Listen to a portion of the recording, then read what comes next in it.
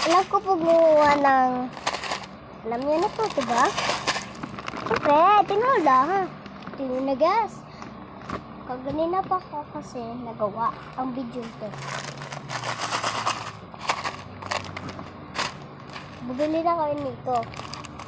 At, number 1, kailangan yung mangkok at lagyan nyo ng powder ganito. At lagyan nyo ng tubig. Tapos mix mo na. At lagyan mo kung may sabaw na ng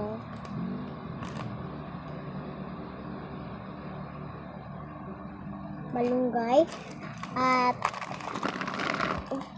bumili kayong chicken na hindi luto para tapos lutuin nyo yung chicken manok.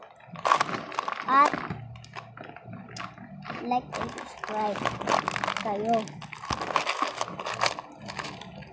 Itong kwentong tinola.